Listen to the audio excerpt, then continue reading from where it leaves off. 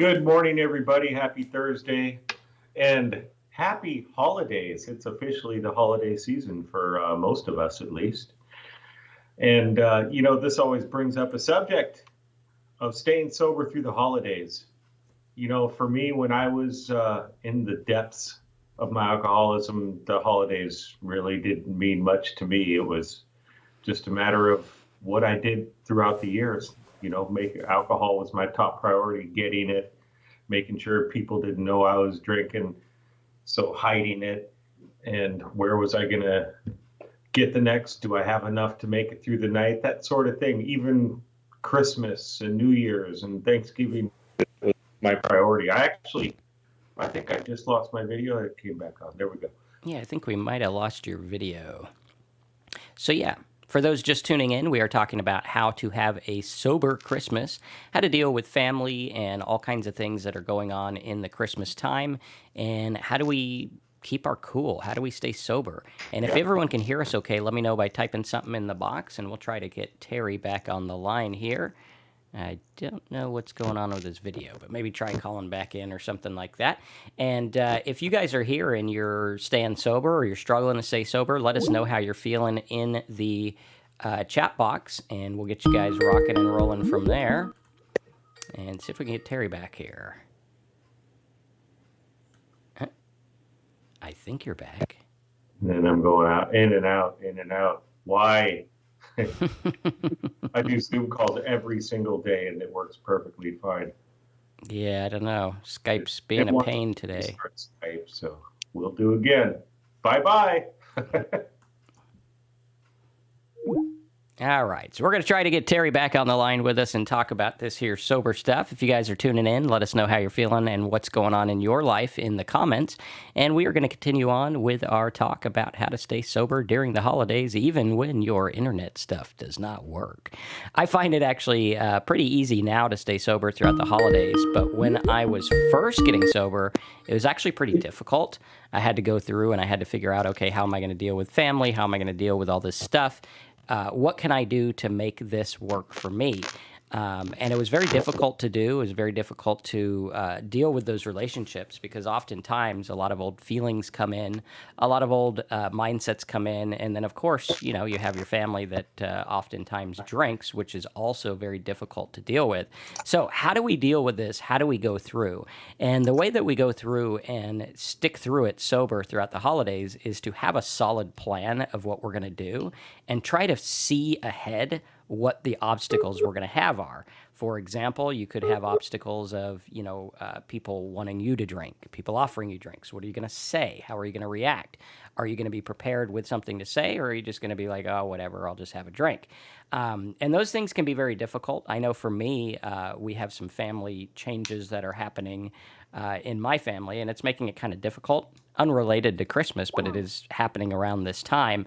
And I find it difficult. I have to catch myself and watch where my thought processes go, because if you don't actively say I'm going to take charge and control where my brain goes, it's going to control itself. It's going to go out there and you're going to struggle and it's going to run amok, as many of us have found. One of the things I like to say is that sobriety gave me control over the way that I think. It gave me the ability to look at it and say, you know what? I'm not a slave to my brain.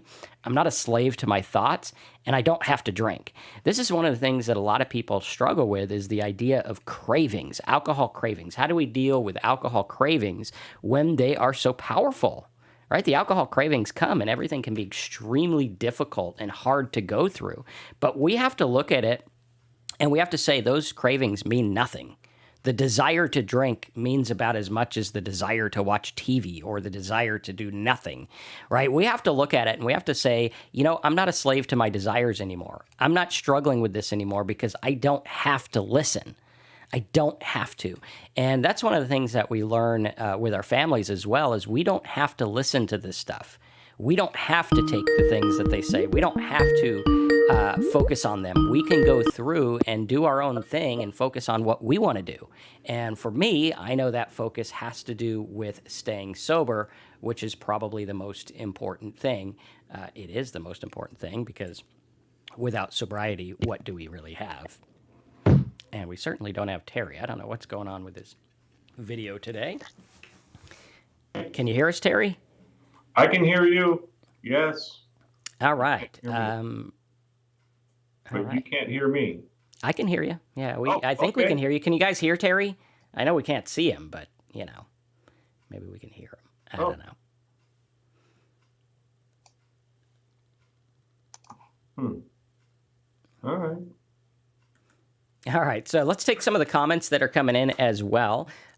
We have, let's see, Linda, good to see you here. Steve, Deb, David, Church Mouse, Wagon, Jade, good to see you guys here. Nexie says, don't take the next drink or the first drink. Yep, that is very key, is not taking that drink. That's going to be very, very important. Absolutely. Okay. We also got, let's see here. Church Mouse says Christmas time is a very tempting time. It's a beautiful holiday. Yes, it can be tempting, but again, remember, temptations are only as powerful as the power that you give them. So a temptation can be there like an itch, and you don't have to scratch it. It'll go away. It's going to be okay. And we really, really got to focus on what's going on and focus on, hey, what am I going to do? Because you can have thoughts all day. You can have cravings. You can have ideas. But what are you going to do about them? How are you going to focus on them? That's going to be the big key to making this work for you, is really focusing on that. And I think Terry's back. I'm here. I don't know if my camera is back. Is it? Yep. Yeah, we see you. Okay. You're here. All right. Did the old super complicated fix. I unplugged the camera and plugged it back in. That's a good one. That's like the tech. Else. All right, cool. So, what we're doing is we're just talking about cravings and how to stay sober and dealing with difficult things in the holidays and how to stay sober with them. So, Terry, what's your experience? What do you do to prepare for Christmas and different holidays in terms of how you're going to stay sober? Because we know staying sober is top priority. Absolutely, and that is the main thing. Is I make sure sobriety is my top priority with whatever decisions I'm going to make as far as holiday parties. I know there's probably not that many holiday parties, but I'll bet there's some of you are going to be invited to some. I probably won't be, but holiday parties and family. You're probably going to be hanging out with family, and maybe some of them drink, maybe some of them drink too much or whatever. And alcohol, a lot of times, will be around when maybe you're not in a strong position to say no to it. And especially when we have this history, like me, I had this history of going to holiday events every year and many, many Christmas parties. I'm also a professional caterer, so catering many parties and just keeping that decision of sobriety as my top priority. That was always been the most important thing in sobriety.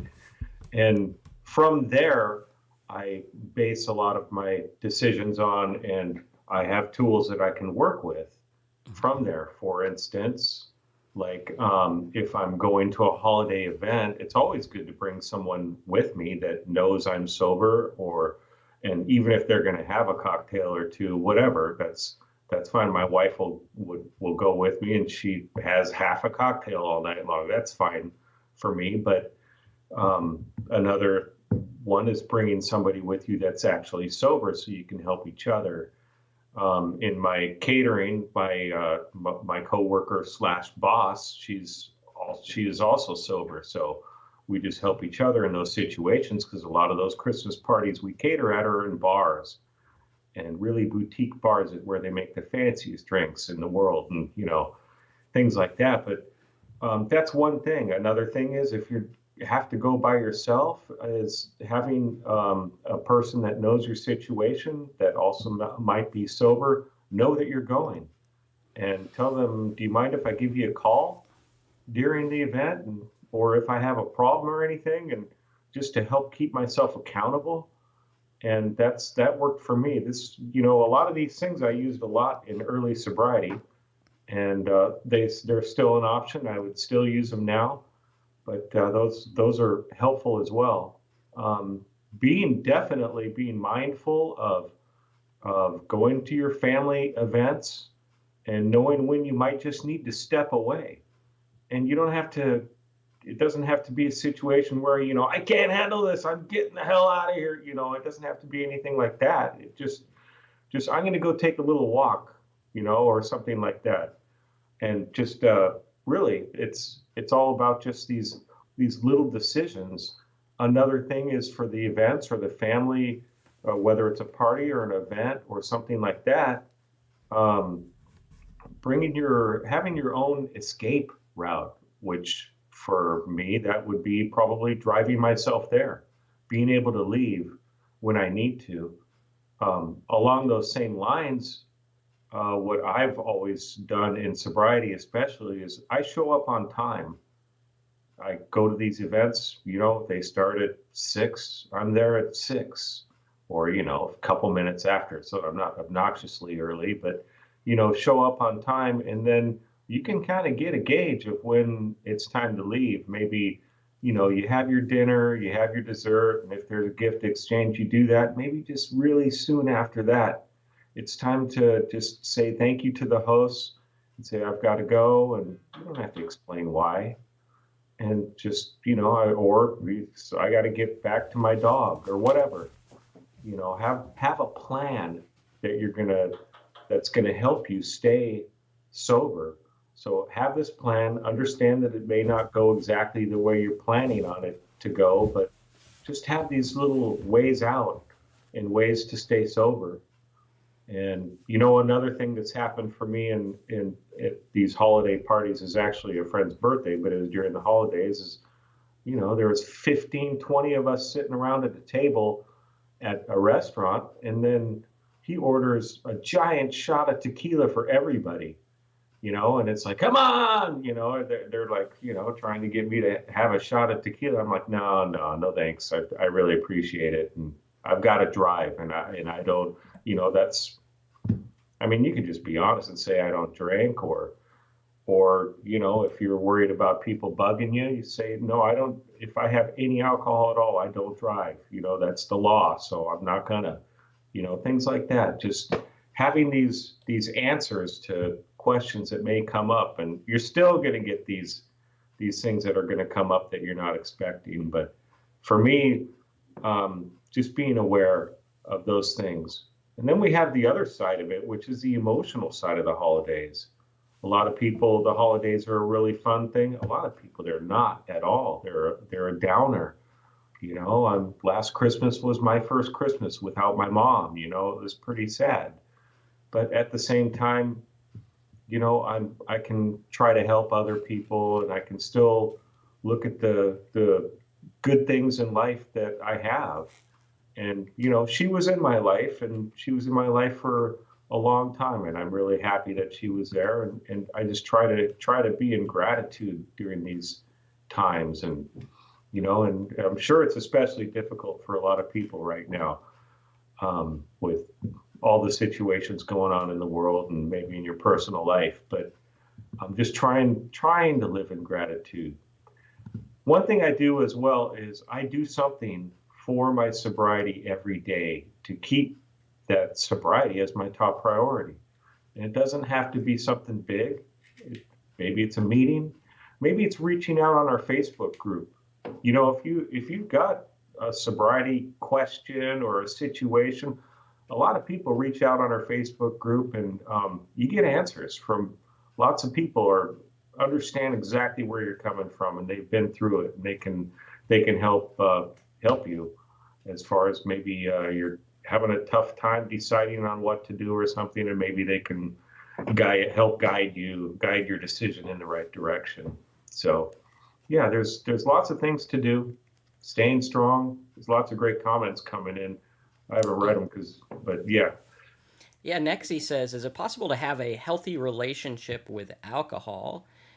Is your only choice to be sober or not sober? Is there a middle ground? Well, for lots of people, millions of people, there is a middle ground, and they have no problem drinking.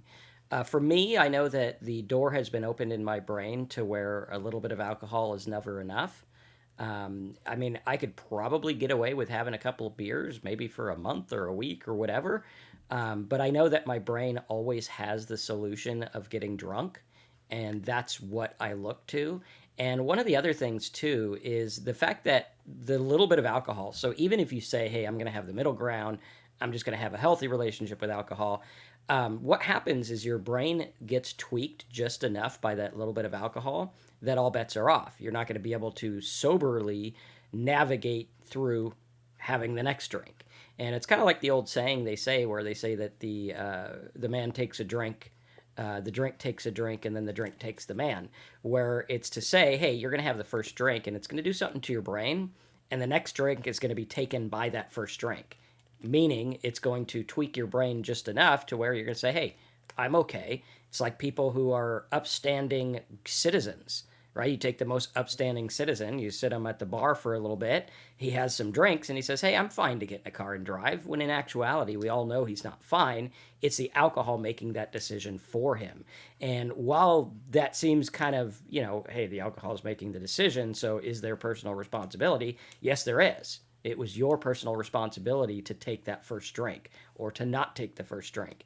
And if we look at that, what we have control over is not having the first drink. And I think what you're going to find throughout sobriety is that you're not going to miss it as much as you think you are. You're not going to care as much as you think you do. I used to think it was like a deal breaker for my life to say, hey, I can't drink anymore. And what I realized is it was my alcoholism that was saying that to me. It was that was the big thing, because here you have people like me and Terry, we go to the doctor and the doctor says, hey, you need to stop, eating cholesterol or whatever it is. For me, I stopped eating cholesterol. But back when I was an alcoholic, if the doctor said, which they did several times, hey, you need to quit drinking, it was this big, huge to-do. It was like, wow, you're telling me to change my life. What are you talking about? And I didn't realize that it was the alcoholic mind that was making me think that way. I didn't realize that it was alcohol making me crave more alcohol. I didn't realize that all this stuff had been fabricated in my brain by alcohol. And once we realize that our brain has been hijacked, and for the person that's still drinking, I would submit to you that all your worries and all your fears about getting sober and not drinking anymore, those are all figments of your imagination that alcohol has put in there. They're not actually real. Right? Now, detox is real. You got to go to the doctor if you're detoxing because it can be deadly. But we have to look at this and say the battle with our mind has been hijacked. I mean, that's how it works. Like, you wouldn't get, upset at someone who has a brain condition that makes them forget things. Right? You wouldn't be like, hey, dude, you're forgetting everything I'm saying. What the hell is the matter with you? No, you'd be like, guy's got a brain condition. Let's cut him a little slack. And I think it's time to cut ourselves a little slack and say, hey, we have a brain condition called alcoholism, and it's affecting our brain. It's affecting our thoughts, and we don't even see it coming. And so the best way to beat that, I have found, is that to take the middle ground off the table and say, who cares? Why do I care so much about this? Why is it such a big deal? Cultural norms, society, my own thoughts, my own thinking. What are all these attachments that I have to alcohol? And why is this like the big deal breaker, the big problem in my life? And chances are it's because alcohol made it so. And once we get past that, it makes life a lot better for us. Yes, it does. There's definitely no middle ground for me either. And I don't question whether I could have a couple here and there at all. I can't. But that's okay. That's not my attitude. Is I can't. Dang it. My attitude is, it's all right. I don't miss it. I'm good. I'm good. And I enjoy life so much more sober. It's just incredible how great life is sober.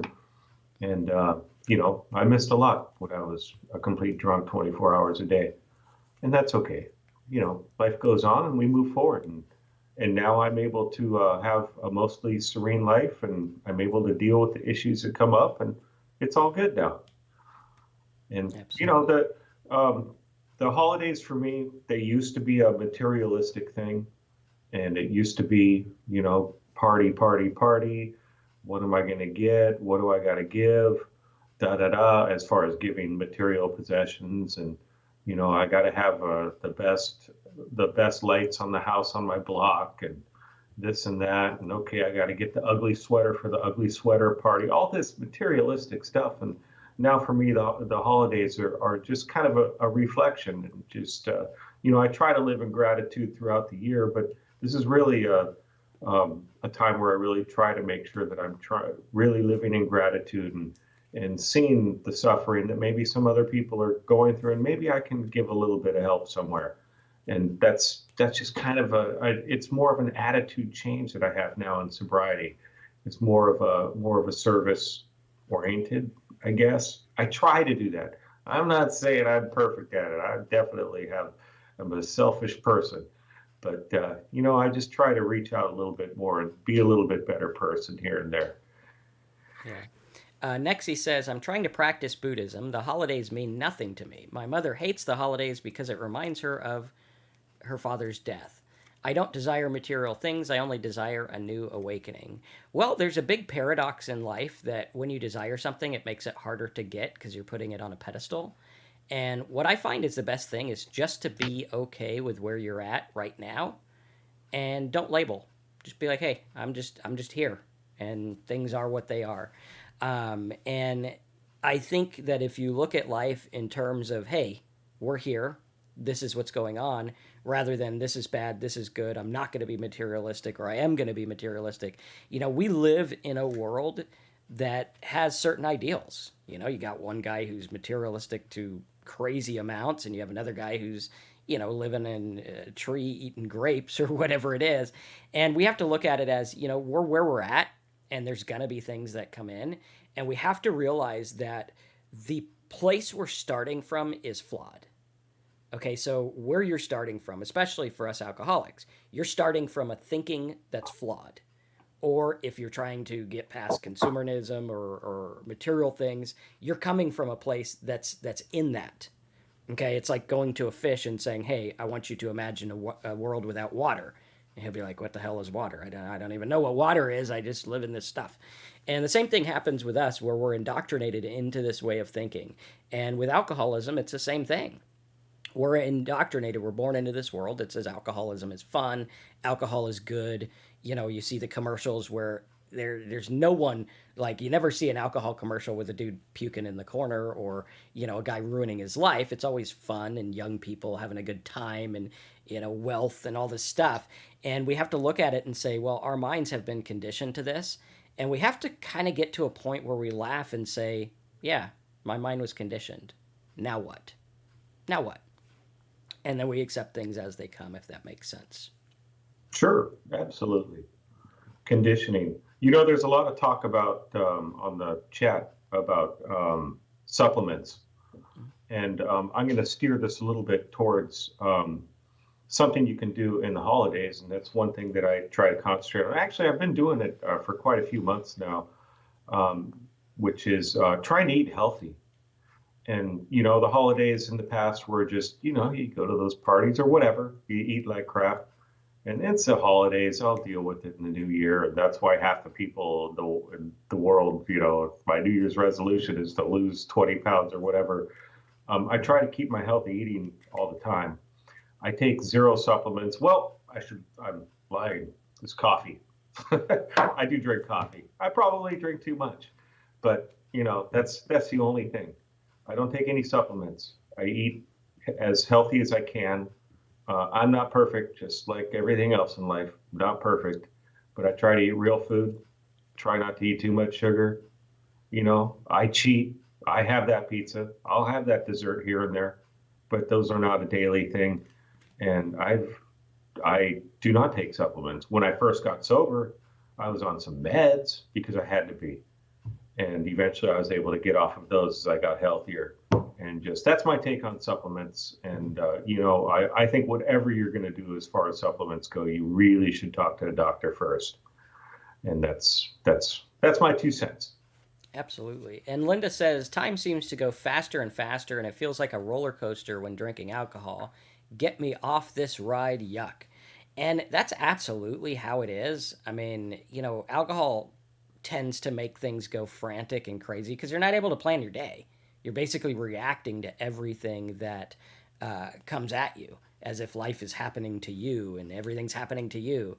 And I find that when we get sober, things do slow down, which is a big common reason for relapse. People miss that roller coaster. They miss having drama in their life, and they don't know how to live serene and chill and relaxed. And what I find is embrace where you're at. When you're busy, be busy. When you're chill, be chill. When you have things to do, do the things you got to do, and realize that life is going on. The world spins, whether you're participating or not. Still there. And once we realize that our self-importance doesn't really matter all that much, then things tend to get a lot better. And once we realize, hey, you know what? Nobody really cares. Like, I thought people were going to care that I came out as an alcoholic, right? No one gave a shit. No one cared. Like, most people patted me on the back and were like, good for you. That's good. Glad you're doing that. Here's a Coke, or whatever. And we kind of look at that, and it starts to change the way that we think. And I think that, alcoholics spend a lot of time in their head talking to themselves all day. And it's like Alan Watts says, if you think all day, all you have to think about is thoughts, chatter in the skull, endless talking. And once you realize that the narrator that's in your brain isn't the be all end all, doesn't really matter, we're going to be okay, I don't have to listen, then you realize that things start to change. Because once you realize that your thoughts can be transformed by what you drink, your thoughts can be transformed by who you hang out with, your thoughts can be transformed by what you consume, and you look at it and you focus and you say, hey, I don't have to deal with this anymore. I can take a break. I can relax. I don't have to drink every time my brain says I have to drink. I don't have to do this. I can chill and be okay, and life's going to go on. And to me, that was the most freeing thing ever, is saying, hey, I can choose. Now that I'm sober, I'm on this level playing field where I kind of have to start over. I have to learn a new way to live. And while that can seem daunting, it's also very good, because now you get to choose what you put in your mind, and you get to choose who you listen to and who you don't listen to. You get to choose whether you're going to drink or not. And it gives us the power back. So a lot of people think being an alcoholic is giving up the power. You got to submit to, I'm weak or whatever it is. And it actually gives us our strength back, because now we're in charge of choosing. Where before, you did surrender to alcohol. You were completely surrendered. You had to have it every waking moment of every day if you're anything like me. And now you get to choose not to do that. Now you get to choose a new way of life. And I think that many people will find that the new way of life is a lot better than the old way. Yeah. Did you already read Brandon's comment there? I don't think so. Okay. 1 day sober, difficulties trying to hang in there and get through the first week. Keep slipping and dropping the ball. Yeah, that's hard, man. 1 day sober, it's difficult to stay sober. I don't know what you've tried. So if you're trying it on your own, that's the most difficult way to do it. When I tried that many times, I can't even tell you how many times I tried to quit by myself. Eventually, I had to get help. I had to go to the doctor. Well, the last time I got sober, I was kind of forced to go to the doctor because big medical things happen.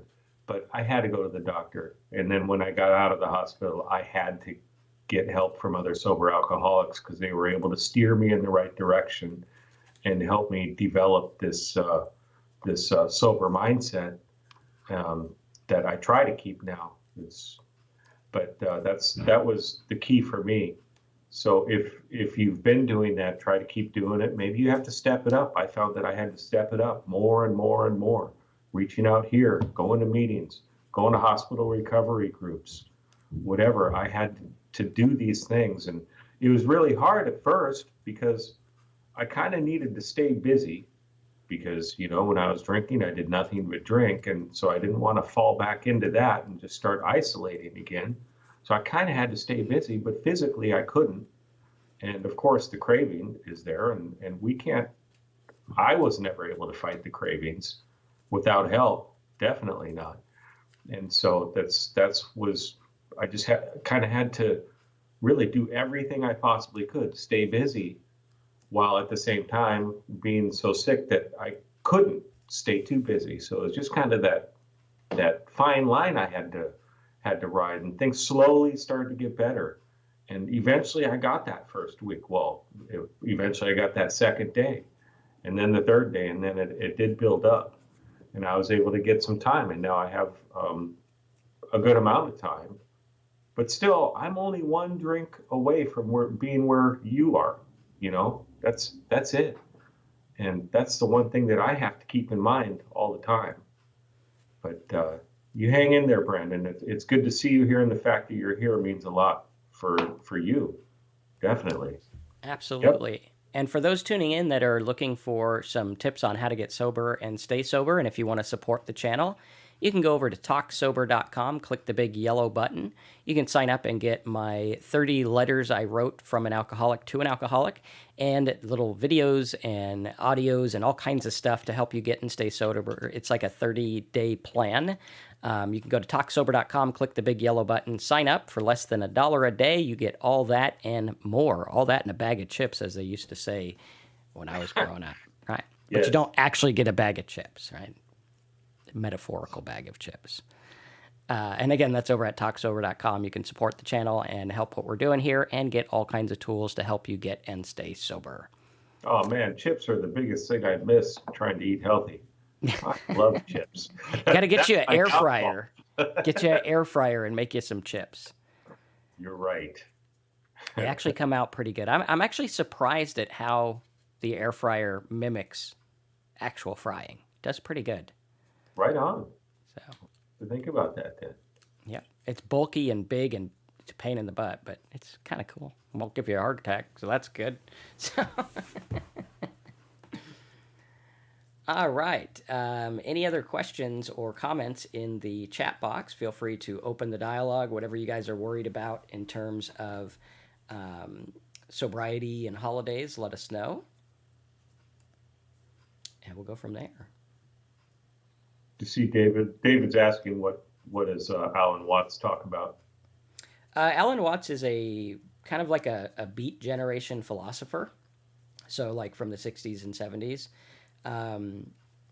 Some of the stuff does glorify topics that could be sensitive to alcoholics. So listen with a grain of salt. But I find he talks a lot about kind of like Zen Buddhism and things like that, Hinduism, different ways that our mind work. Very good stuff. I actually like it quite a bit. Yeah, he has a very good perspective on things, and he really helps me understand. Just things are the way they are. That's it. There's no judgment here. It's just I'm just part of the world. Yep. That's it. Yep. And I'm an alcoholic because I drank alcohol. That Yep. could be the end of it. Like I used to think before I got sober, I tried to figure out why I was a drunk. Tried to figure out why, and I thought that if I had the right psychology stuff or the right mindset stuff, then I could conquer this. Or if I dealt with my issues of the past, you go to therapy and it's like, what happened to you 50 years ago? And I found that was a trap because I always looked at it as once I fix this, then I'll get sober. But I was trying to fix all this stuff with a alcoholic mindset, which it could never get fixed. It's like trying to fix a car with a broken wrench. It's not going to work, right? No matter how hard you twist that wrench, no matter how much you know about why that car is broken, it's not going to help until you get the right tool to fix it. And the right tool comes with getting sobriety under your belt. And that's why the most important thing ever is to guard yourself against the first drink. Because if you never drink, you can't get drunk. And if you don't get drunk, your mind will start to heal itself. And then I think you're going to find that a lot of the things that you're hung up on will just fall by the wayside.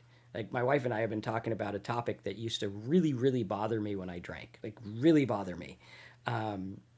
And now I can talk about it and there's no sting to it. There's no real worry. There's no big thing. I thought these were these huge things and now it just is what it is. And that's just, hey, that's that topic. That's what happened. Big deal. And I think that's very important to look at is the fact that we're running in this circle trying to solve a drinking problem with a drunk brain. And until, like, I didn't start getting my normal brain and thoughts back until probably 90 days or 6 months in, right? I had to go through slowly and say, hey, you know what? Today, my goal is just not to drink. That's my goal. That's it. If I can not drink today, that's a win. And I kept doing that long enough, and then everything else kind of fell into place. And I found out, hey, this is going to be okay. We're going to be all right. And I started to realize that the stuff that I was hung up on, I didn't really need to be hung up on anymore. I could go through life and I can deal with things in a way that really makes sense, in a way that is not, you know, end of the world for everything I'm going through. And I found that that was very, very important to deal with. Yep. Next, you're asking why try to stay sober when it feels like I'm dying. Things are not what they seem. If it was that easy to stop, we would all be clean. Yeah, okay, that makes sense. And that's a question that people that are trying to stay sober have to ask themselves, definitely. But staying sober for me, I didn't feel like I was dying, except for those first, that first physical detox, which was about 5 days. But for me, when I was drinking, when I was going through detox, those early times, for me, the reason why I wanted to stay sober was because I could see that other people that had gotten sober had a better life. They were happier, and I wanted to be happy. And there was all these other things that I wanted too. I wanted to be a millionaire, and all those materialistic things. I wanted all that when trying to get sober. That's not what I ended up with, but I ended up with much more a serene life, and all around general happiness. And that's what ended up happening. And I wanted to stay sober in those early days of detox because I knew that it would get better. And it didn't get better fast. That's why a lot of people, I think, have a tough time, especially if they've caused a lot of damage in their lives. They have a difficult time those early times, even some people the early years, because they've caused so much damage, and it takes a long time to repair things. But for me, it's life. It's just it's worth it. Absolutely. And I think there's a lot to unpack in what Nexi said. Why try to stay sober when it feels like I'm dying? Well, first of all, if you feel like you're dying, you should go to the doctor, because alcohol can wreak havoc on your body and it can be deadly. Second of all, I would think, and I would challenge the fact that the reason you feel like that is because you've been drinking. Like, if I look back on my alcoholism, the times that I felt terrible and I felt like it was kind of over were the times I was dealing with being an alcoholic. And it kind of answers itself. Why try to stay sober when it feels like I'm dying? Because, well, right now you feel terrible. Why stay sober? Because you'll feel better. Very simple there. Things are not what they seem. Of course not. When you drink, things are never what they seem. I would endlessly deal with things in my mind that were not real. And I found out when I got sober, hey, things aren't what they seem. I don't need to drink to get through this. Life isn't as bad as I think it is. And I don't have to feel this way anymore. And I remember when I walked into rehab, the first thing someone told me was, you don't have to feel this way anymore. And I was like, yeah, that's easy for you to say, you punk. You're Mr. Sober, got a good life. You don't know what I'm dealing with. You have no idea what I'm dealing with. And I found out he had every idea what I was dealing with. Because alcoholic, pretty similar. We might have different pasts. We might have different upbringings. We might have different careers and jobs and lives. But at the core, alcohol does the same thing to everyone. Makes you drunk. Makes you think different. Makes you anxious and jittery. Makes you feel like your life is always on edge. And the fact of the matter is we don't have to feel this way anymore. We can choose it. Now, while he said if it was that easy, we'd all be clean. Easy, it is not.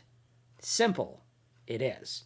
And there's a big difference between easy and simple. Is it easy to get a craving for alcohol and say no?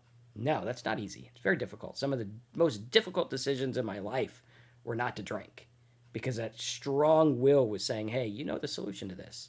The solution is to drink. But that solution took me back to the place where I thought my life was over. I thought nothing was good, where I had all those anxious thoughts and all that stuff. So it was difficult to make the decision, but it's very simple. Very simple. Don't pick up the drink. You won't get drunk. Now, how are you going to do that? You're going to do that by making a plan. What am I going to do? Am I going to fight this? It's kind of like there's a book I read for business. It's called Don't Eat the Marshmallow Yet. And it's a test that they did with kids. And they said, what we're going to do is we're going to take 100 kids or however many they had, and we're going to give them a marshmallow. And we're going to say, hey, don't eat this marshmallow, and we'll give you 2 at the end of the test. And they found that most of the kids ate the marshmallow. Why? They wanted instant gratification. I get this one now. I got this marshmallow now. And they actually did a test and they found out that 30 years down the road, the kids that actually said, no, I'll wait and I'll get 2 marshmallows, actually became more successful in life. Kind of an interesting thing. And now we look at that in our life because we're eating the marshmallow now. Alcohol is the marshmallow now, right? We drink, we say we got a bad headache, we got a bad, stress, we got all this stuff. We're going to drink to alleviate it now. And what we don't realize is that over time, we're building up tolerance, we're building up a new mindset, we're building up all this stuff. And by allowing ourselves to constantly say, hey, the escape is here, the escape is here, the escape is here, the escape is here, we're making it more difficult. But if we start slowly, every day, saying, I'm not going to do this, I'm not going to have this drink because I'm going to forego the initial pleasure. Like right now, if I got a stressful day, yes, drinking will help. Absolutely. You probably won't hear that on other alcohol channels. Will it help me? Yeah.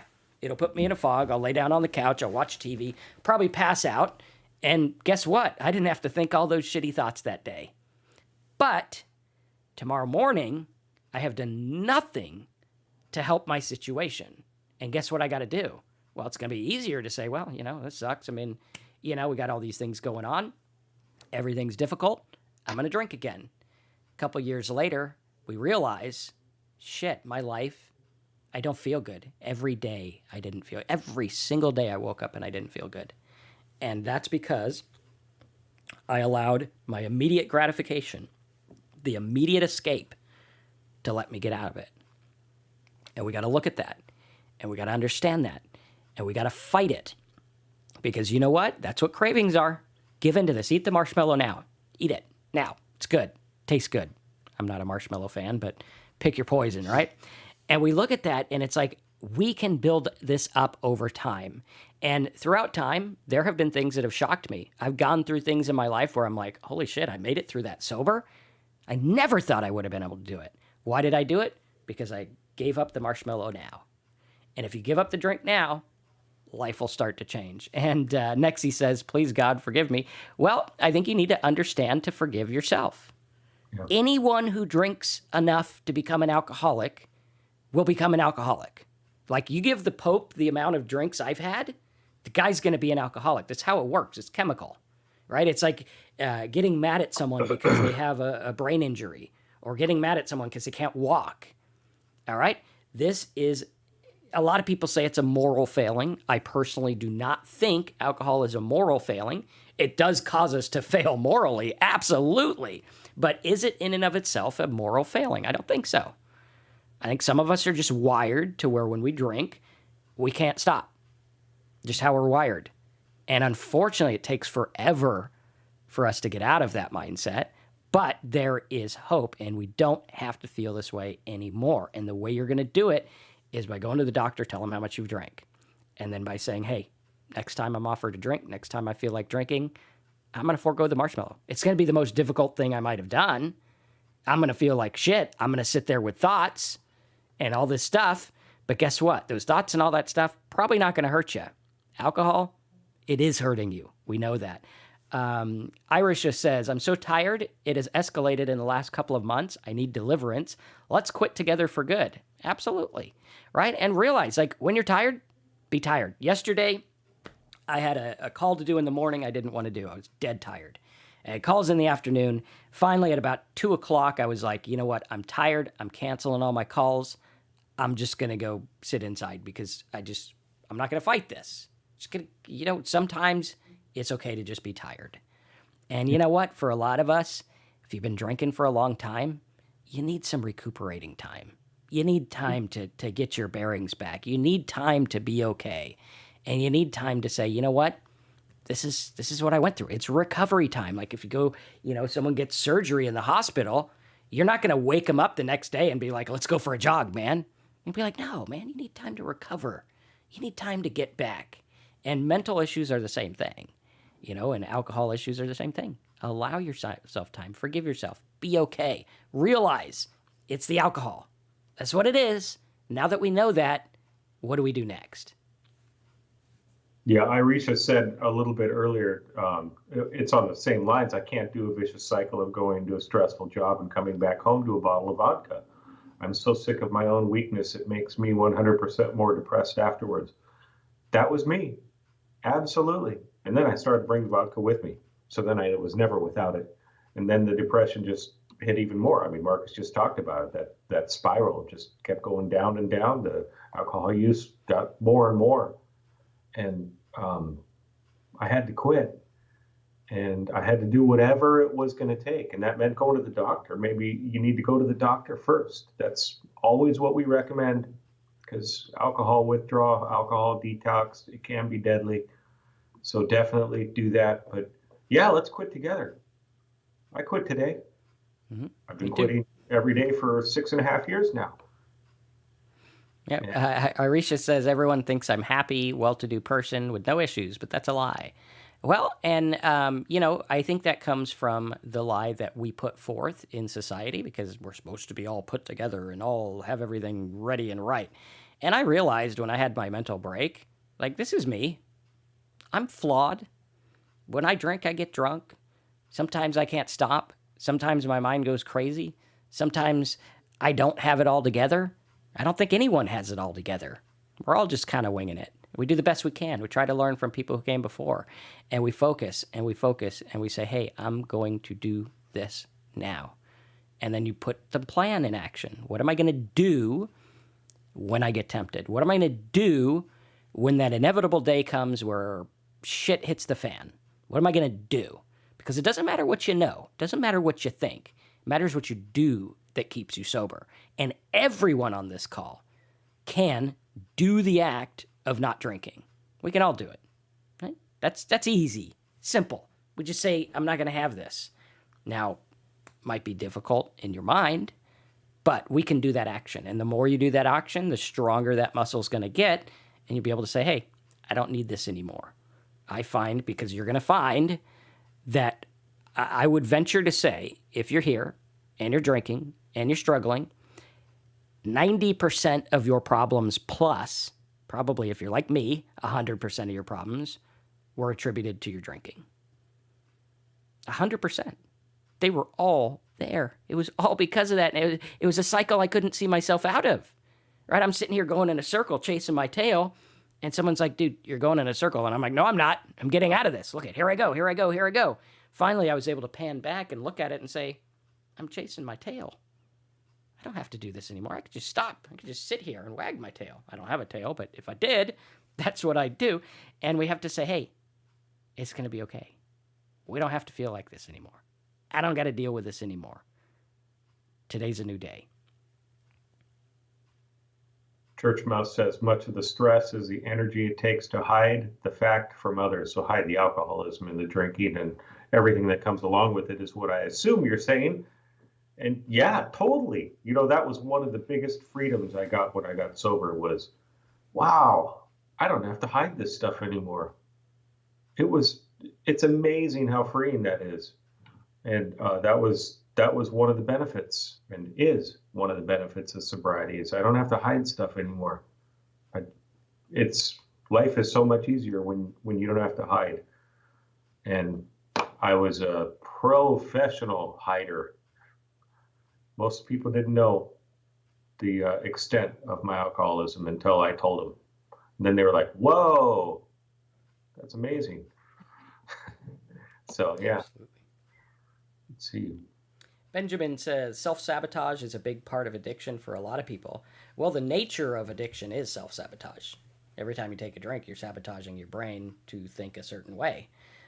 So by nature, yes, absolutely, that's what's going on. And you could spend your life trying to figure out, why do I sabotage myself? What was it that happened? Let's read Dr. Freud and let's read all these people. And that's what I did.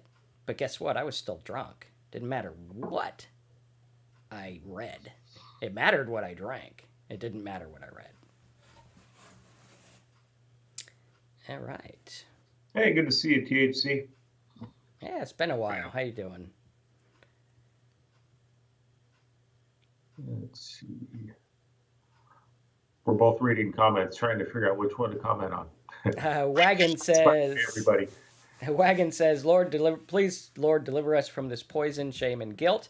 Please give us strength and wisdom to know better, to do better. Wrap your arms around us. Okay, he's praying, which is good. Praying's good. But I think the key to delivering you from the poison is to deliver yourself from the poison. It's kind of like the old story where they say, there's this guy in the middle of the ocean and he's hanging onto a raft and he wants to get rescued and he's praying to God, hey, rescue me, Lord, take this away from me, get me out of here. And all of a sudden this boat comes by and they're like, hey, you need help? He's like, nope, I prayed, God's going to rescue me. Boat goes away. They're like, okay, I guess, I'll just stay there bobbing up and down in the ocean. Then all of a sudden a helicopter comes and he's like, hey, you want to get on this helicopter? We're here to rescue. Nope, God's coming. I prayed to God, he's going to come. And all of a sudden the poor guy drowns and he gets to heaven and he's like, what happened? And God goes, dude, I sent you a boat. I sent you a helicopter. I sent you all this stuff. What's going on? And he's like, what? You sent that? And the fact of the matter is God did send away. Whatever you believe God is, sent away. And the way is to not drink. That's your deliverance.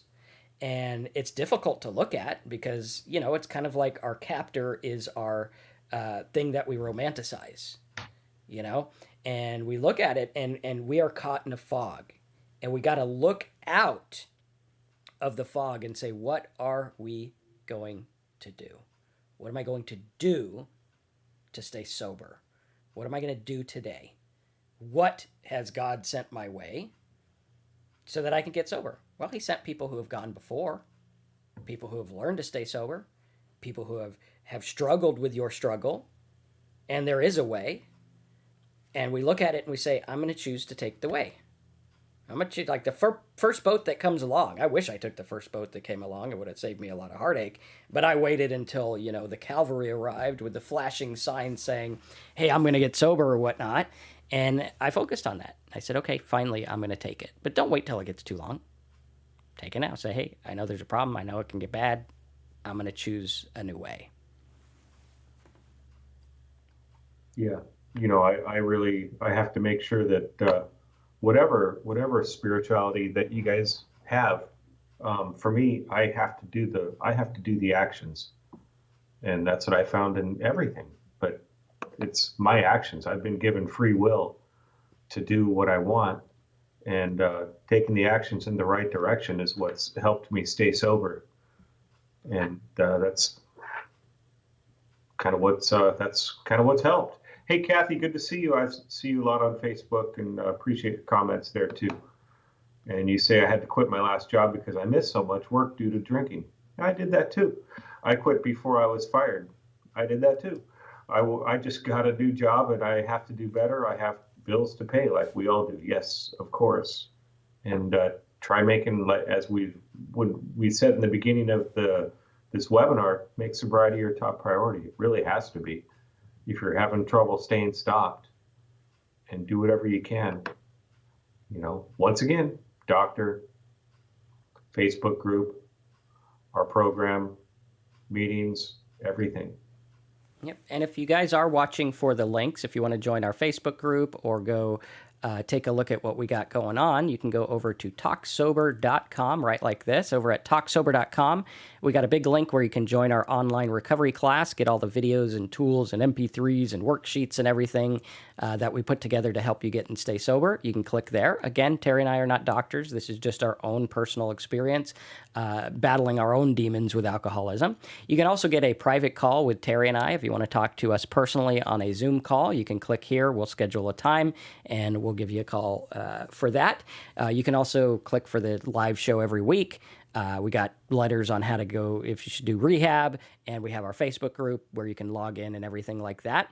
And if you do want to support the channel, click the big yellow button, sign up for our online recovery class. That'll help support the channel and also give you lots of tools to get and stay sober and everything like that. We're building that out. Hopefully next year we're going to have it to where we have weekly calls with you guys and everything like that.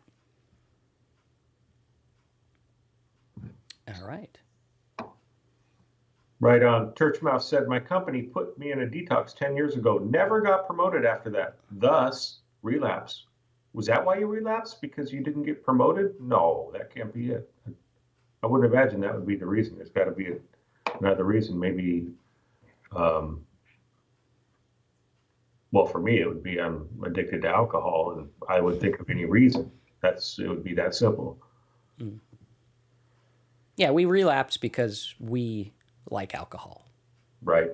That's why. I mean, you're just going to use an excuse that is, it's like the straw that broke the camel's back. It's never that one straw. It's the big pile of straws. Right. And the big pile of straws is our addiction. And the last thing that says, hey, this is a one thing. And you say, hey, I'm out. I'm good. Good run. Had fun staying sober. I'm going to go drink. And all of us has that straw that's going to break the camel back. But we have to realize there's lots of straws that come up to it. And what sobriety is about is taking those straws out. Saying, hey, you know what? You don't need to be carrying all these straws, you poor little camel. Chill out. We're going to take some of these straws off your back. And if you keep cleaning your mind and you keep saying, hey, I'm going to go through this, like what we talk about in our sober program at talksober.com, we go through this and we weed out those straws. That way, when a big straw comes, you're like, hey, didn't break the back. I'm good. I don't need to drink. We're going to be okay. And that's what sobriety is about for me, is keeping that clean. Because if I let things come up, like this year, let's face it, this year's been difficult for a lot of people. There's a lot of people really, really hurting right now.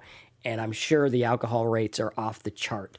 And we look at it and we say, well, there's some of us that go through and we take inventory. We're like, hey, you know what? Last couple months weren't that great. Been watching too much crap on the news. Been too in politics. Been looking at the Facebook too much. I need a break. I need to chill. There's some of us that just say, hey, this is what life is now. This is what we're doing. Got to do this. I got to be the keyboard warrior and fight for my cause and blah, blah, blah, blah, blah. And pretty soon the straw comes and it breaks the back because all that stuff piled up. You got to go through. You got to clean up. You got to check in. Say, hey, how am I doing? What's going on? Sometimes I'll call Terry up or I'll talk to Terry and I'll be like, hey, buddy, I've been dealing with some tough stuff. And just that alone will help take some straws off. Or Terry will come to me and talk about, or friends or whoever it is. And you talk to people and you say, hey, this is what's been going on. And you be honest with them. We're not perfect. I got struggles. You got struggles. We be honest and open. And that's what sobriety is about, is being honest and open and admitting our faults and saying, hey, you know what? It's okay. Yeah. Maybe if Church Mouse goes through and he says, hey, you know what? I didn't get promoted and I'm sad because I think I deserve to get promoted. I think I do. Right? And, a lot of us get things in life that we think we don't deserve or do deserve or whatever. And the fact of the matter is it all goes on. It's all happening. Maybe it's time to learn to be okay with what you have now. Yeah. And one more thing, Church Mouse. I left a job. I walked off a job because of my drinking, and deemed unhirable, unrehirable, that sort of thing. That was 7.5 years ago that I walked off that job, and 2 years ago. And they weren't going to hire me back ever. It's a big corporation. And two years ago, I got rehired with that same corporation. So it can happen. And I got rehired because a friend of mine worked there, but he saw that I was sober, saw that I was a responsible person, knew my history, and knew that I was a good person or whatever he saw, he liked. So I got rehired. So it can happen. It can happen, especially if you just stay sober and do the best you can. Absolutely. All right, guys, we are about out of time for today. Again, Thursdays, 11 a.m. Subscribe, click the bell, smash the like button. Hop over to talksober.com, help support what we're doing over here, and get all kinds of tools to help you with your mindset about how to get sober. You can go to talksober.com, click the big yellow button, fill this form out. It's 100% secure, and you'll get your email logins. It'll give you logins to all the stuff that we're working on for you, as well as other good stuff as well. And you can go there and get all kinds of tools about sobriety as well on talksober.com. Thanks for being here. Have a good one, and we'll see you next Thursday. Thanks, everybody. All right. It's a